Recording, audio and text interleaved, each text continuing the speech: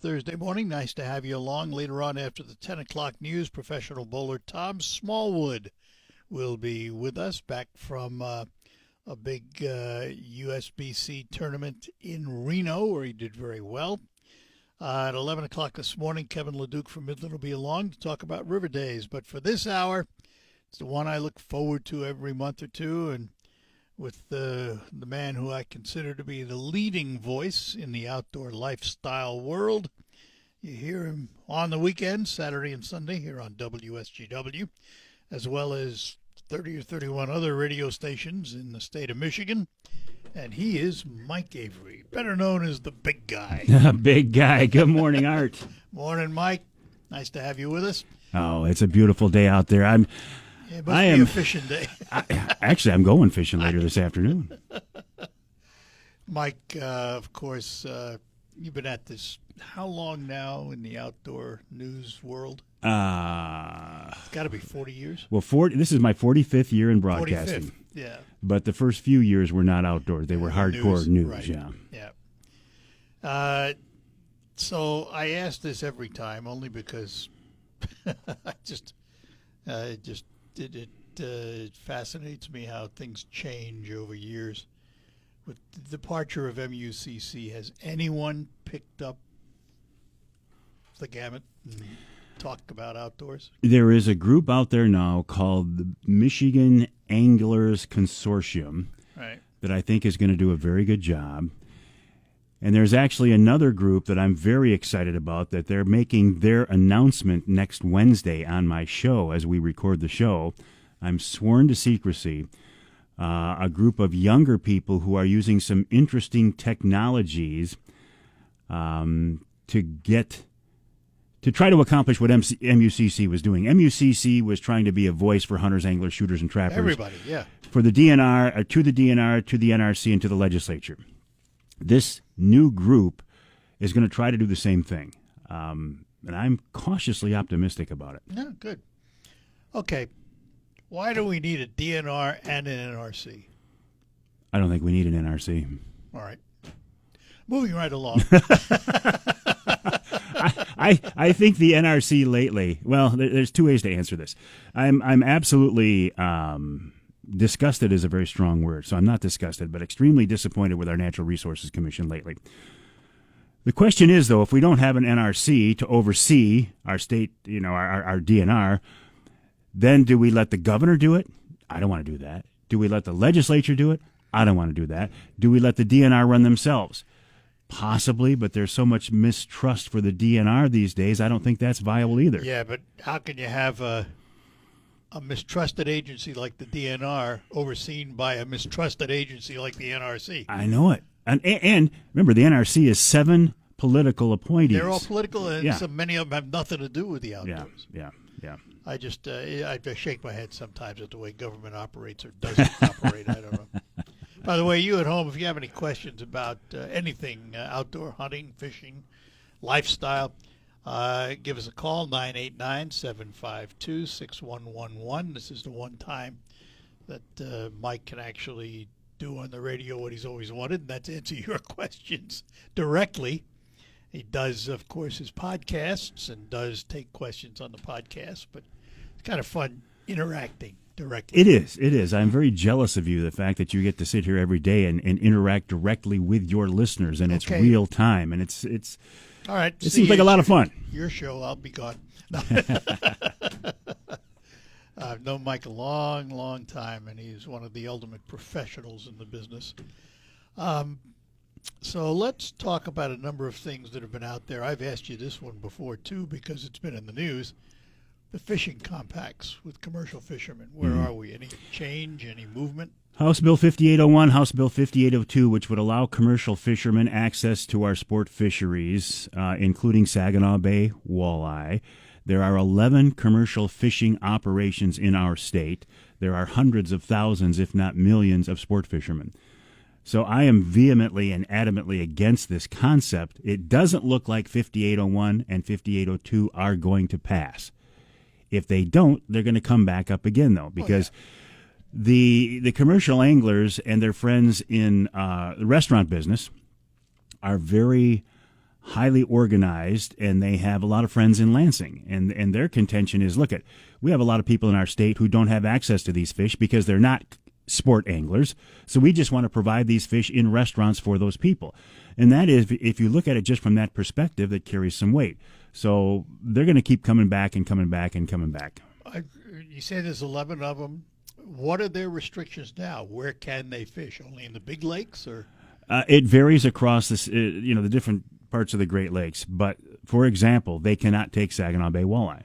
They desperately want Saginaw Bay walleye, and they're saying that the walleye population on the Saginaw Bay is so healthy and there are so many fish there. They're saying, why not let us take those excess fish? Well, the reason is they didn't put them there. The conservation groups, the fishing groups back in the late 70s, early 80s, Saginaw Bay Walleye Club, Seaboing Sportsman's Club, yada, yada, all around the bay. And the DNR joined forces to put those fish back in the bay after pollution and over-harvesting by commercial anglers back in the 40s wiped them out. So they don't have any skin in this game as far as I'm concerned. They shouldn't have access to these fish. Yeah. And none of this conversation takes in the native rights. True. They can do anything anywhere, can't they? Literally. Pretty much, yeah. But they don't get down this way, do they? Not quite this far. Nope. Which is nice. Let's just keep quiet, Art. Don't bring it up. Good. Because what? Saginaw Bay is like the number 2 walleye fishery to Lake Erie? Yes. Here in Michigan, I mean, we've got 4 world-class walleye fisheries. Lake Erie, because we do touch Lake Erie. Lake St. Clair, which is a fish factory. Saginaw Bay, which is phenomenal and on fire this summer. And then you've got like the Bays de Noc in the UP, and you got the Drowned River mouths on the west side of the state. And we've got some world-class fishing in general, but in particular walleye fishing, which, of course, in this area, that's what a lot of us concentrate on. So you say the fishing's been on fire this year on the bay. What's happened? Why? Why? I don't know why, but we're seeing one very, very interesting thing is we're seeing a phenomenal number of sublegal fish this year. It's 13 inches on the bay to be legal, which is pretty small. We're seeing a tremendous number of 12 and a half inch fish. So there's a young population growing up. I did a Wednesday Night Live about a month ago now with Brad Dupuis, Mr. AnglerQuest, and Randy Claremont, who is the DNR fisheries chief. And we talked with him extensively about these small fish because it can be frustrating. You troll for an hour and you catch as many small fish as you do legal fish. For some people that is frustrating. Randy says, don't look at it this way. He says, look at these fish. That's your future. Exactly. And these 12-and-a-half-year-old fish are not little skinny fish like we used to see. They're good, solid, healthy-looking fish that he said in a couple of months will be legal fish. He said your walleye population on Saginaw Bay is incredibly healthy. You have not reached the carrying capacity of the bay yet, meaning there's room for more fish, believe it or not. He said the future looks very good. The bay is huge. It's huge, but I'm telling you, Art, there are so many fish out there right now. It's so unbelievable. What drives that? What's, for example, a food source? It has changed over the years. It's changed from smelt and alewives to gobies. A lot of fish feeding on the gobies on the bottom now. And I got a mental block, but I can't think of the minnow that comes into the rivers, and shad, gizzard shad. Yeah. So I have to ask about, you just mentioned them. Gobies? Smelt. Oh, smelt. Used to be, I can remember when we moved here in 74, every year we'd hear about the smelt runs and the bridges, people going and just netting them, huge numbers. Right. You don't hear about that anymore. They're still out there? They are in limited numbers. Some schools of thought on this, that back during the heyday of smelt dipping, that people just hit the resource so hard that I don't want to say they wiped it out, but they really hurt it bad. Yeah. Another school of thought is those fish are no longer coming into shore to spawn. They're spawning offshore. So the smelt dippers aren't getting access to them. But there's no doubt, we don't see the numbers of smelt that we used to. Occasionally in the UP you'll hear about them getting a run of smelt like the old days, but we don't see them like we used to. No. All right, we're going to take a break. If you have any questions for Mike Avery, 989-752-6111, the number to call. One thing you will not run across when you are fishing out on the bay are potholes, and we get lots of them, and they can damage your car's alignment, something you ought to be mindful of. And one of our things that we've been talking about is our good friends at Quick Lane Freeland have been offering a complimentary alignment check. What does that mean? Well, it means you drive in and ask for it. It takes about 15, 20 minutes. Put it up on a machine. They put attachments on your wheels. They have a big laser reading electronics machine that reads all the camber and caster and toe in and all that stuff. And you get a printout. And if your alignment's out of line, they'll show you. And if it's not, like I was lucky, I had mine done, everything was green. If you want to know how important alignment is, I've asked John from Quick Lane Freeland to give us a little information. If your vehicle's wheels are aligned correctly, it will not pull to the left or to the right when driving. It also prevents improper tread wear, so your tires last longer. A wheel alignment should be checked often because normal steering wear and tear can cause your alignment to go out in addition to potholes and railroad crossings. A correct alignment also reduces rolling resistance on your tires for better fuel mileage. And, of course, creates safe driving. Stop in today. Quick Lane Freeland, part of the McDonald Ford complex. And while you're there, remember, if you need tires, they sell all of their new tires, and they have a large inventory of new tires at just $5 over cost. Stop in today. McDonald Ford and Quick Lane Freeland, two names to help you with your automotive needs in 2026.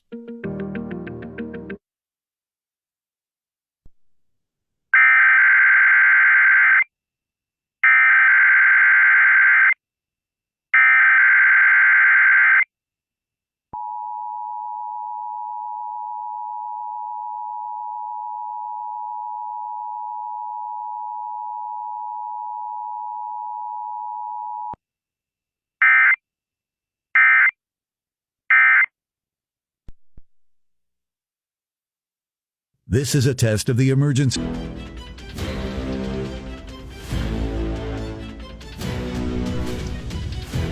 right, we're back with you in studio with me, Mr. Outdoors, Mike Avery, and Mike is in Thomas Township. Let us say good morning to morning, Mike. Art. You're on good morning, with Mike. How you guys doing? Good. Wonderful. Good morning. Hey, listen, I have a question. I'm 86 years old. I'm a veteran, and is there any way that I can get out fishing? I don't have a boat. I haven't fished in years. I took care of my wife when she was ill. After she passed away, I'm just kind of sitting there. But I just love fishing, and I have no way of getting out or anything like that. Let me dovetail that with another question. Are there charter boat captains that operate on this side, on Saginaw Bay? There are. But, Mike, I think the event you should be looking for, and it's passed for this year, but make yourself a note next year, the Walleye for Warriors event on Saginaw Bay out of Linwood Beach Marina. It's going to be the first Saturday and Sunday in June next year. It's early. Keep an eye on this, walleyeforwarriors.com. I talk about it on my show, but they look for people. I couldn't get out get on that day when you were on. Well, keep an eye out for that because they look for people just like you. They want to take veterans out fishing. You would be a prime candidate, but you've got to. It's so popular. As soon as you hear about it, you got to get online and apply right away, or have somebody do it for you right away. So let me ask this: do they do this elsewhere in the state? There are others. Times? Say, for example, Tawas has nets for vets. Muskegon or Manistee has Tightline for troops. Sebring has something else. Yeah, they have them all around the state. But the one here locally is Walleye for Warriors in June out of Linwood Beach Marina. And what are the dates in June again, so I could write it down? It's the first I'm pulling up a calendar. First weekend in June. First weekend, okay. All right, I'm going to try that. And then how about, do they have fishing gear available? Oh yeah, they've got everything. In fact, the DNR actually waives licenses for that event. All you've got to do is show up. Mike, I'm looking at my calendar next year. I believe it's June 5th and 6th. Okay. All right. I'm definitely gonna give them a call now, and then go online and find out what the number is to call these people, or might be able to register online. Maybe. Yeah, there's not really a number to call. Just look up Walleye for Warriors.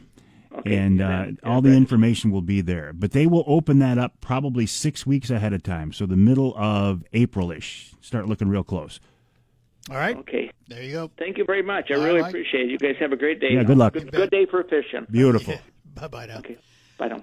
So let me ask you this, Mike. How is the fishing industry doing in Michigan? For a long time we heard, well, there weren't young fishermen coming along, kids weren't going out and doing it anymore. Has that changed at all? I don't think so. I think still one of the biggest concerns in my world is getting young people involved in Everything. in everything. There are groups like this Outdoor Mentors, Steve Wyndham I partnered with for the golf outing coming up. I mean, every penny we raise in that event is for projects to get kids outdoors. So, yeah, there is a genuine concern. I think in the fishing world, it's not as prevalent as in the hunting world because, you can take a kid out to the pond behind the house and drop a night crawler and he can fish. Right. The emphasis on hunting these days has gotten away from small game, squirrel hunting, rabbit hunting, and stuff. Everybody's thinking about turkey hunting and deer hunting. Well, it's harder to get a 7-year-old kid to sit in the blind for 6 hours in the cold waiting for a deer that may or may not show up. So I think that's going to be a concern from now on. Most of the hunters in our state are guys like me. To be honest with you, they're older white guys. We need to get all the different groups involved. We need to get the younger people involved if this way of life is to maintain the prominence that it has over the years. I just want to see it continue. Yeah, no, obviously. Some asides to that. CWD, chronic wasting disease. Have we stemmed the tide? And where are we with baiting? CWD is such an interesting topic because there are two camps and they are so diametrically opposed. Some people will say CWD is going to be the death of deer hunting in Michigan, and others will say it's not a concern at all. It's a manufactured fear. I tend to think that the DNR, has overblown the concern for chronic wasting disease. But if I'm wrong, and 20 years from now it proves to be a huge problem, then I'm the fool and the DNR was absolutely right. But it's not something we're going to know for years yet. Baiting, Art. I knew I'd trigger you with it.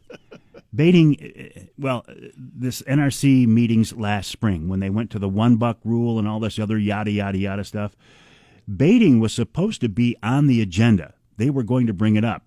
But the NRC, the illustrious NRC, got sidetracked by the whole $1 rule and everything else, and they never brought it up. I don't see it coming back unless the legislature gets involved and brings it back. And as much as I would like to see baiting come back, I don't want to see the politicians make it happen. Yeah. Here's Jeff in Flint. Hello. Hello, how are you? Good. Turn your radio. You got your radio down. Good. Go ahead. Yep, I got it down. I was calling because your last caller that was asking about how he could get out and go fishing.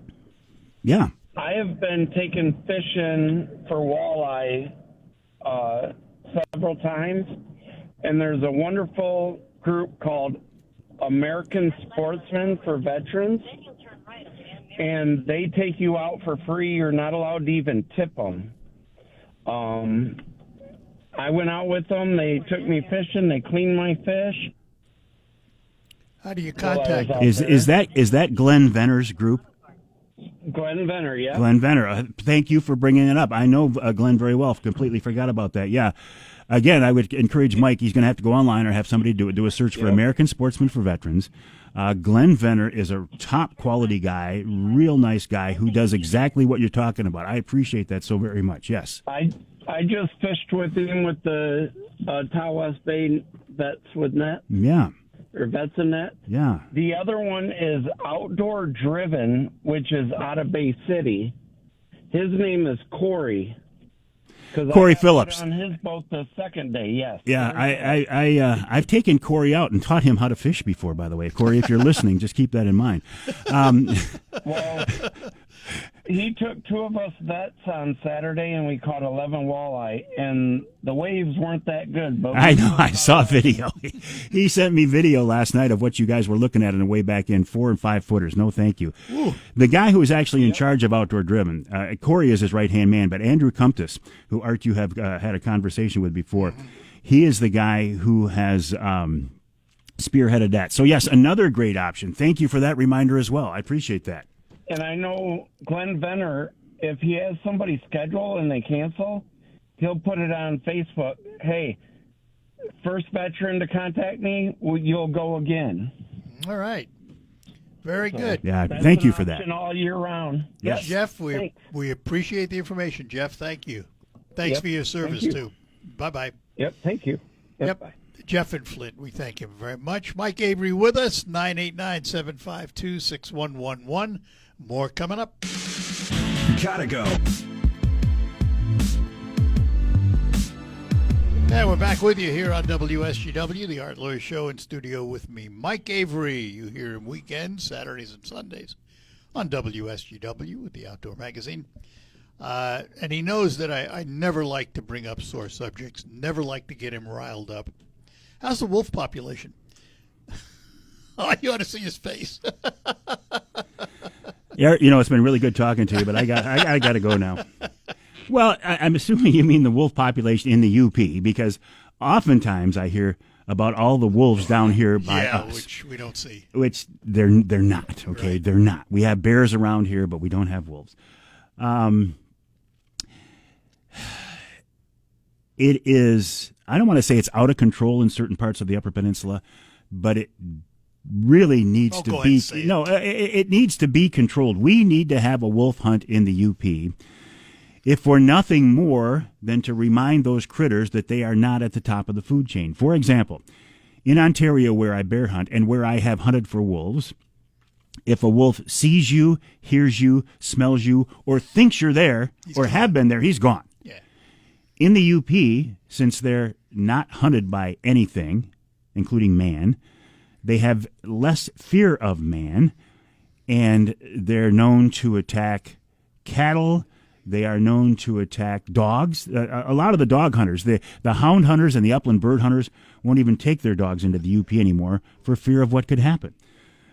It's not the DNR's fault that we don't have a wolf hunt. It's in the feds' hands. That's a federal It's issue. a isn't it? federal issue. They got put back on the Endangered species. endangered species Right, list. right. Now, there's talk that, I don't remember the latest. Maybe they're off, maybe they're going to be coming off, and the DNR says that they have a plan in place if that happens. It needs to happen. We need to have a limited wolf hunt in the UP, and this time, if and when it happens, in my opinion, we need to let the trappers and the dog hunters get involved, because the last time we didn't, and we had a quota of wolves to be taken, and the hunters didn't reach that quota. If we allow the dog hunters and the trappers into that hunt, they will reach that quota. Can you get dog hunters to do it because of the risk to the animals? I think you could get some to do it if they knew that the end result was they could take a wolf out. I think you could, yeah. I think so.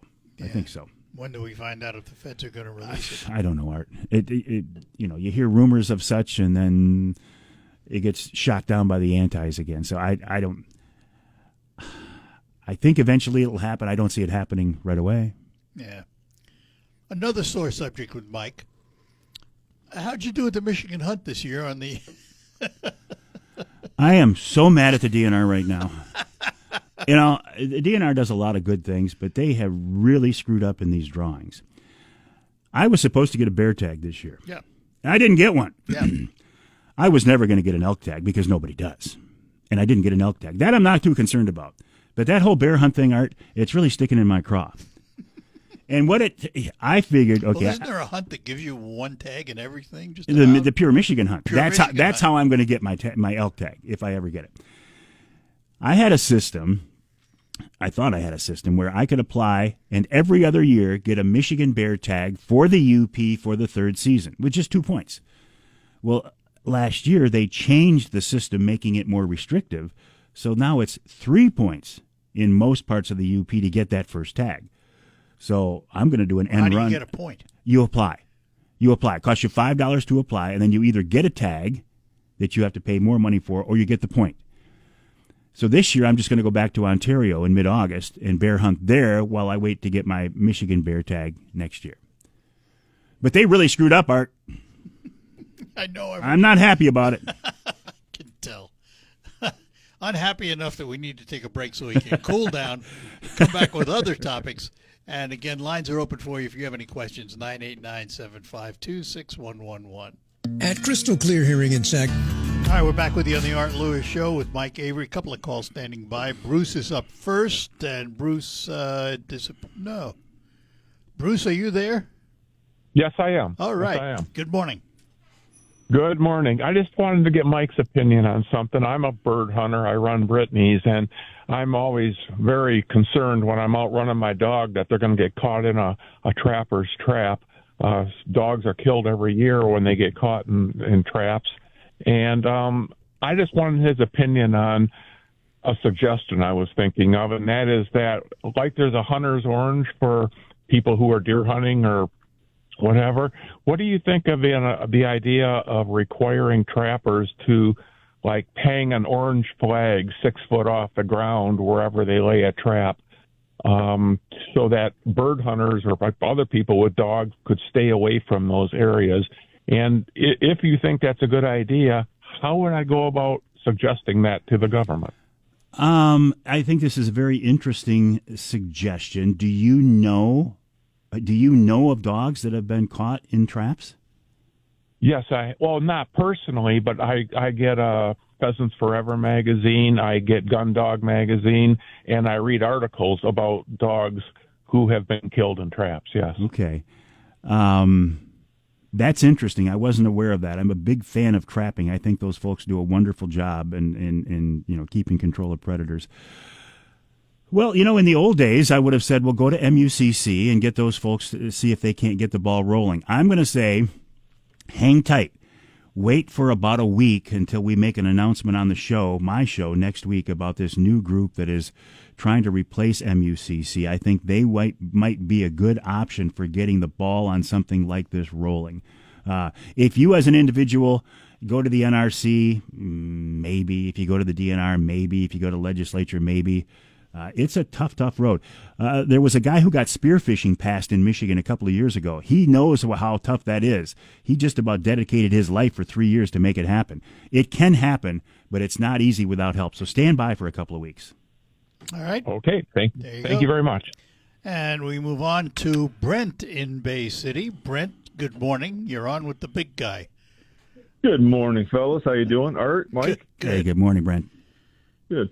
Just a quick question. Mike, I've known you for a few years, and do you fly fish? I've never asked you that. Oh. Why do you ask me such things? I'm glad you did from that reaction. At least you did. At least you didn't ask me if I run crawlers trolling on Saginaw Bay for walleye. That's next. I know better than that. I know better. Fly fishing is one of those things that, to me, I am absolutely fascinated by. I think it's a wonderful sport. I actually have a fly rod and reel made. The fly rod was made for me by Art Newman, one of the founding fathers of Trout Unlimited here in Saginaw, who passed away several years ago. And I haven't even used it, Brent. You ever tried? I've tried it. But it's one of those things like you can only have so many different passions. If I want to do something, I want to do it right. And I don't want to do it half-heartedly. So I've committed myself pretty much to turkey hunting, bear hunting, a little bit of deer hunting, and a lot of walleye fishing in the summer. And how is your summer walleye season going, Brent? I have not been out yet. With baseball and puppies and stuff, has been chaotic. Oops. Is your baseball season over now? The travel ball is, but I'm starting fall ball now. Okay. Well, I just sent you a text, so let me know what you think of that text that I just sent you, and I provided you an option, an outlet. So today. Okay. Short notice, I know. I'll look at the text. All I can say is I'm going fishing this afternoon. Okay. Yeah, I will. I will definitely look at the text and get back to you right away. Yeah, we got a light southwest wind. I'm going fishing today. And All right. moderate temperatures. Right, very good. All right, thanks, buddy. All right, have you fly fished? No, I have not. No. I've Do you, Brent? Never fly fished. Do you, Brent? So before my injury, I love fly fishing, and I actually picked up a fly rod yesterday. That I'm going to try and do it again. See how it works with the hand. Oh, nice! I didn't know that. I have a friend that for years and years went out to Montana. That's all he did was fly fish. That's all he ever did was fly fish. Yeah. It's an addiction. Yeah, it was, for those that are into it, it's an addiction, no doubt about it. It is. Yeah. All right.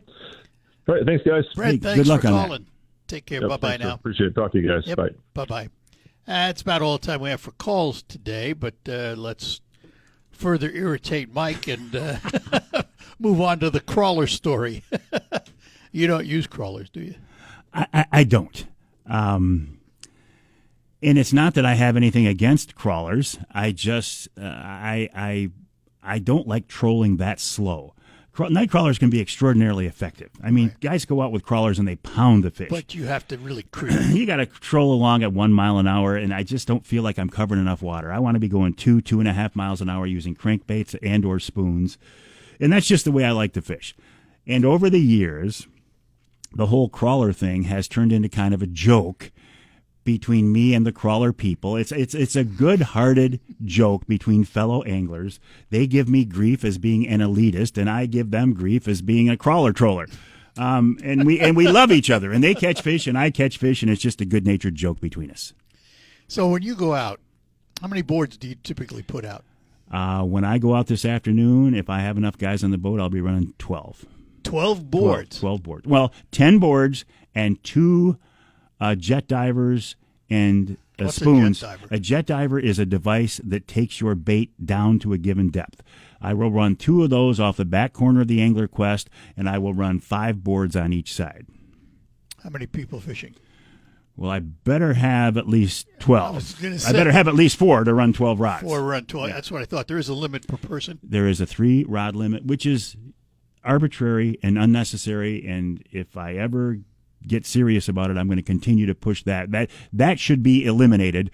And one of the things the Michigan Anglers Consortium is looking at is legislation that would help fund the DNR, and part of that legislation includes changing the rod restrictions. Rod restrictions. Yep. Well, Mike, it's always a pleasure. Pleasure's mine. I have, we kid a lot, folks, but I have the greatest respect for this man and what he does and how he does it. Has an enormous following, and you can hear him weekends here on WSGW, and give him your website. I'm going to give another website, outdoormentors.org/Avery. There is still time to sign up for the golf outing next Friday. Yes, outdoormentors.org/Avery. Every penny raised is going towards projects to get kids outdoors. All right. Mike Avery, listen for him on the weekends here on WSGW. All things outdoors on the Outdoor Magazine. We'll take a quick break and tell you what's ahead next hour. Jeff Gronsky here with Auto Bright. In the first hour. Next hour, we talk to professional bowler Tom Smallwood, back from Reno and the United States Bowling Congress. We'll tell you how he did there and lots of other things, too. It follows the news. ABC brings you up to date on the world and the nation. Michael Purchase in the WSGW newsroom with the region and the state. I'm Art Lewis. We'll be back with you right after the news. Broadcasting from the